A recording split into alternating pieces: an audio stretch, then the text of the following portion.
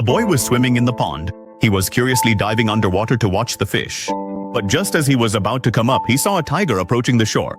The tiger was drinking water and fresh blood was dripping from its mouth. This made it clear that it had just killed some prey. So, the boy, frightened, held his breath and wedged his feet into the root of a tree so that he wouldn't float to the surface. But he couldn't stay under for long and bubbles started coming out of his mouth. This made the tiger immediately start staring toward the water. But now, the boy's breath was burning and he was on the verge of losing consciousness. Just then, the tiger suddenly turned and walked toward the jungle. The boy quickly surfaced, climbed onto the shore gasping for air, and started running to save his life. But he had only gone a short distance when he heard a thunderous roar behind him, because the tiger had been hiding nearby, waiting for him.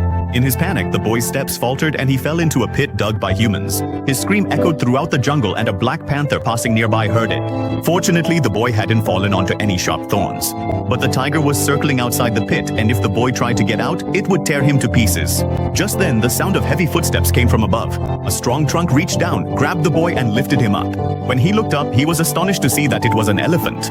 The calm giant creature of the jungle had saved him without any expectation and quietly turned back. Without wasting any time, the boy left the place with the panther. But after this incident, the panther was convinced that the jungle was no longer safe for the boy. He should return to the human settlement, where even tigers wouldn't come near after seeing fire. But for the boy, this jungle was his home. He didn't want to leave the panther. He set one condition.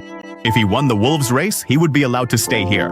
But the race was a tough competition among the young wolves of the jungle. A hunter became an obstacle in the middle of the path, and whoever reached the finish line first would be called the future Wolf King. The boy knew his legs weren't as fast as the wolves, so he practiced even harder than before. Finally, the day of the competition arrived. This time, the hunter was none other than the panther himself, with cold, stern eyes. The boy's whole body trembled at the sight of him. At the signal, all the wolves dashed off like lightning.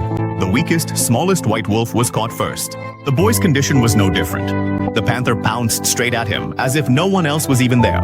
Panicked, the boy climbed up a tree. Taking advantage of his small stature, he slipped through a narrow spot, grabbed a branch, and leapt to the other side. Because to win, he had to leave the straight path and choose a different one. Taking a deep breath, he jumped from a rock and as he fell, grabbed hold of a tree branch.